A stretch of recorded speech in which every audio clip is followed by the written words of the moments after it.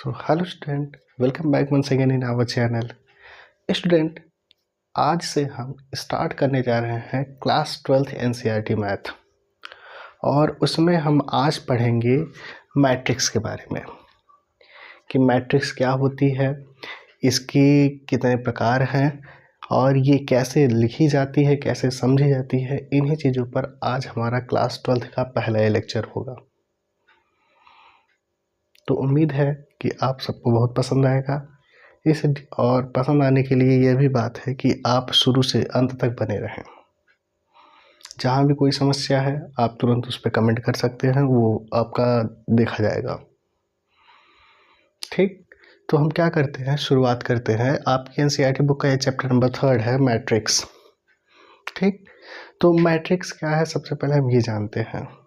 देखिए, मैट्रिक्स को हम लोग कहते हैं बेटा आप्यू हिंदी में, और ये होता क्या है कि आप्यू संख्याओं या फलनों का एक आयताकार क्रम विन्यास है।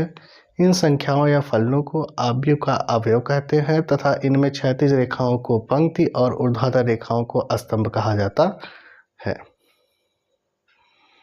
ये तो हो गई परिभाषा इसकी। अब हम इसको थोड़ा सा एग्जाम्पल के रूप में समझ लेते हैं। ठीक, तो हम क्या करते हैं, यहाँ पर इसका एग्जाम्पल कर लेते हैं। देखिए, आप्यू का मतलब क्या है, ऐसे एक आयताकार क्रम विन्यास होता है जिसमें दो प्रकार की लाइनें होती हैं।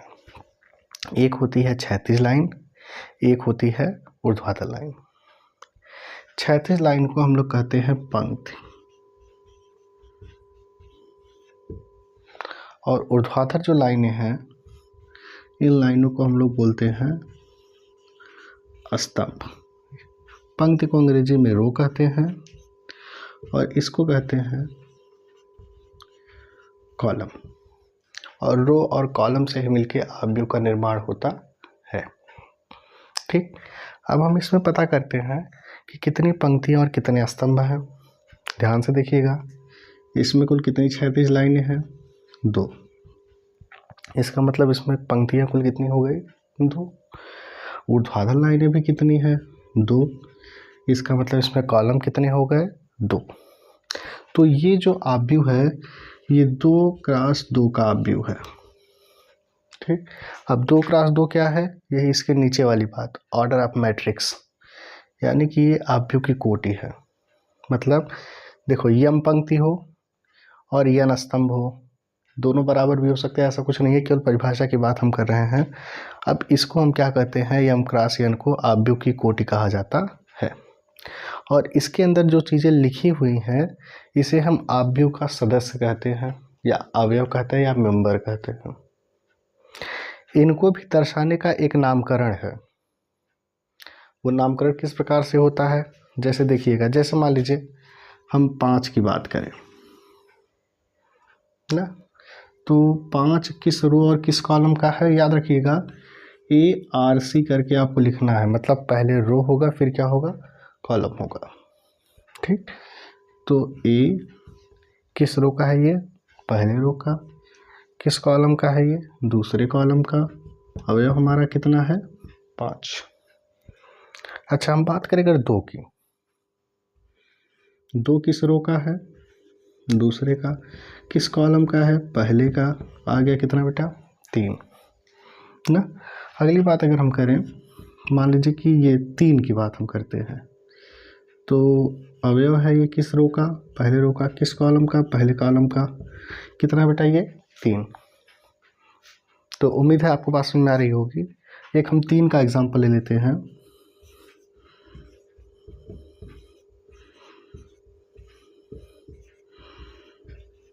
ना, अब इसमें कितने रो हैं,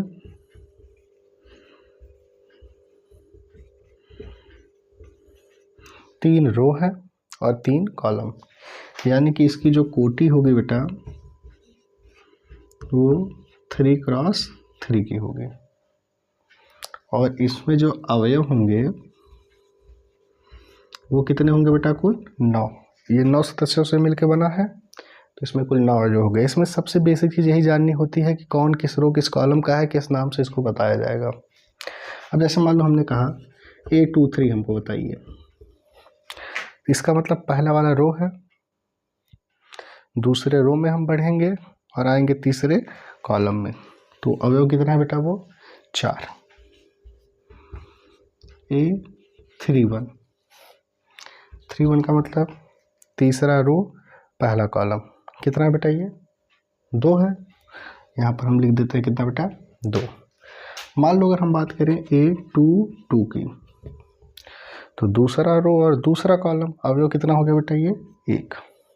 ठीक, तो उम्मीद है कि आपको आव्यूह समझ में आ गया होगा। आव्यूह क्या है, अवयव का एक आयताकार क्रम विन्यास है, जिसमें हम क्या करते हैं बेटा, 2 प्रकार की लाइनें होती है, एक क्षैतिज होती है, एक ऊर्ध्वाधर।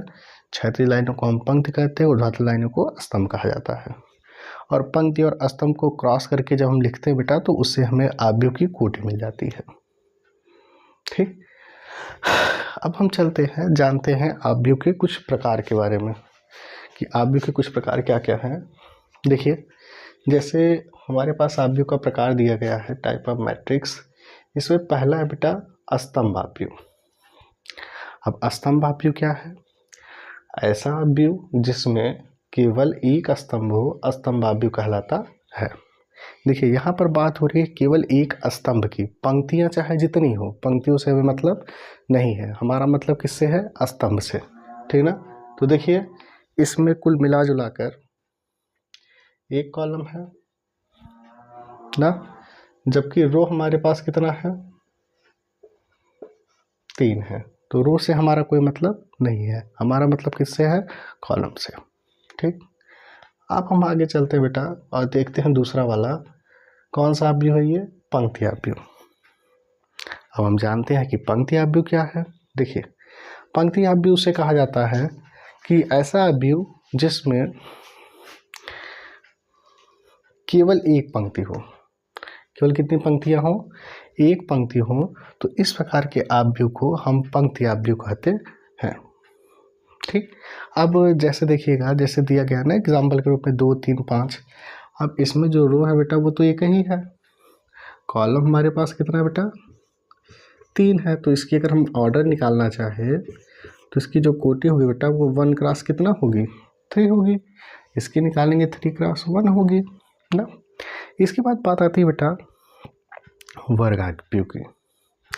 वर्ग आव्यूह किसे कहा जाता है, ऐसा आव्यूह जिसमें पंक्तियों स्तंभों की संख्या समान होती है, उसे हम वर्ग आव्यूह कहते हैं। मतलब इसके लिए यम बराबर किसके होता है, यन के।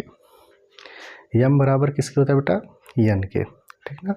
अब इसका एग्जाम्पल अगर हम देखें, तो 2, 3, 5, 6 कितने बाई कितने का आव्यूह है, ये 2 बाई 2 का, 2 क्रॉस 2 का। इसकी बात करें तो ये कितने का है, 3 क्रॉस 3 का। क्यों, क्योंकि इसमें 3 पंक्तियां हैं और कॉलम भी कितने बेटा, 3 है ना। अच्छा, इसके बाद हम अगले प्रकार की तरफ आते हैं। अगला प्रकार कौन सा हमको दिया गया है, विकर्ण आव्यूह। विकर्ण आव्यूह किसे कहते हैं बेटा, ऐसा आव्यूह या ऐसा वर्ग आव्यूह जिसके विकर्ण के अवयव दिए गए हों और इसके अलावा जितने भी अवयव हो सब शून्य हो। जैसे देखिए, विकर्ण का अवयव उपस्थित है, बाकी सब क्या है बेटा, शून्य है। विकर्ण का अवयव उपस्थित है, बाकी सब क्या है, शून्य है। तो इस तरह का आव्यूह कौन सा आव्यूह कहलाता है, विकर्ण आव्यूह। ठीक, अदिश आव्यूह क्या होगा, वो विकर्ण आव्यूह ही है, बशर्ते इसके विकर्ण के सभी अवयव क्या हैं, समान है। और इसी से आता है एक IMP, तत्समक आव्यूह। ठीक, अब तत्समक आव्यूह क्या है, देखो, तत्समक आव्यूह भी एक तरह का अदिश आव्यूह ही है, लेकिन इसके जो विकर्ण के अवयव होते हैं बेटा, वो एक होते हैं। और इसको हम लोग किससे लिखते हैं, आई से। आई आपको आव्यूह सारणी दोनों में बहुत ज़्यादा मैक्सिमम मिलेगा। ठीक, आई का मान रखना, आई से हल करना, ए इनवर्स निकालना, बहुत सारी चीज़ें हैं जो इसमें मिलेंगे हमको, इसलिए आई हमारे लिए इम्पोर्टेंट है। उसके बाद बात आती है बेटा लास्ट वाला शून्य आव्यूह, यानी कि जीरो मैट्रिक्स की। तो जीरो मैट्रिक्स क्या चीज़ है, देखो, ऐसा आव्यूह जिसके विकर्ण का या जिसका समस्त, विकर्ण की बात यहाँ नहीं होगी, यहाँ समस्त अवयव की बात है कि उसका समस्त अवयव यदि शून्य हो तो ऐसा अवयव भी यह शून्य अवयव कहलाता है। ठीक, तो ये सारी चीज़ें हैं जिनको हमें थोड़ा थोड़ा हाईलाइट करके जानना था और जानना ज़रूरी भी है, क्योंकि बगैर इसको जाने हम क्वेश्चन को सॉल्व नहीं कर पाएंगे। ठीक, तो हमने क्या किया स्टार्टिंग में, आज हमने जाना आव्यूह किसे कहते हैं। मैंने बताया कि आयताकार क्रम विन्यास है जिसमें पंक्ति एवं स्तंभ होते हैं। कोटि किसे कहा जाता है, पंक्ति एवं स्तंभों के गुणनफल को हम कोटि कहते हैं। अवयव क्या होते हैं, जो जिससे मिलकर आव्यूह हमारा बना होता है वो हमारे क्या है बेटा, अवयव है। ठीक ना, और किसी भी अवयव के नामकरण के लिए पहले हम किसका नाम लिखते हैं, रो का, फिर किसका लिखते हैं, कॉलम का। ठीक, अब जैसे हमें 1 2 निकालना था तो पहला रो दूसरा कॉलम, पहला रो दूसरा कॉलम का अवयव कौन है बेटा, 5, और दूसरा रो तीसरा कॉलम इस वाले का वो अवयव कौन सा मिला था, 4। दूसरा रो दूसरा कॉलम का अवयव कितना मिला था हमको, 1 मिला था। उसके बाद हमने जाना स्तंभ अवयव जिसमें एक स्तंभ है, पंक्ति अवयव में एक पंक्तियाँ होती हैं, स्तंभ चाहे जितने हो उसमें, वर्ग अवयव में पंक्तियों और स्तंभों की संख्या समान होती है, विकर्ण अवयव में केवल विकर्ण में अवयव दिए गए थे, बाकी कहीं अवयव उपस्थित, मतलब बाकी अवयव शून्य होते हैं। अधिक में क्या था कि विकर्ण के अवयव समान होते हैं। तत्समक में क्या था, विकर्ण के अवयव एक होते हैं, बाकी सब शून्य होते हैं। शून्य अवयव में क्या था कि समस्त अवयव ही क्या होते हैं, शून्य होते हैं। ठीक, तो होप कि आपको ये इंट्रोडक्शन आज का समझ में आया होगा अवयव का। अब हम लोग नेक्स्ट क्लास से इसकी एक्सरसाइज 3.1 के बारे में चर्चा स्टार्ट कर देंगे। ठीक, तो आप लोग को ध्यान से बने रहना है और सब ध्यान पूर्वक शुरू करके जब भी आप पढ़ने बैठिए एक रफ एक पेन जरूर लीजिए, ताकि इन सारी डेफिनेशंस को जो यहाँ पर आपको दी जा रही हैं, इन डेफिनेशंस को आप अच्छे तरीके से नोट कर लें। ठीक, क्योंकि जब तक आप नोट नहीं करेंगे तब तक वही हाल है कि सुनते जाइए, कहानी तो चल ही रही है। ठीक ना, उस कहानी के आप भी कर्णधार बनिए, मेहनत करिए, कहीं भी कोई समस्या हो रही है तो उसको आप मैसेज कर सकते हैं। ठीक, तो आज का वीडियो देखने के लिए आप सबका बहुत बहुत धन्यवाद। Thank you so much student, thank you so much for watching.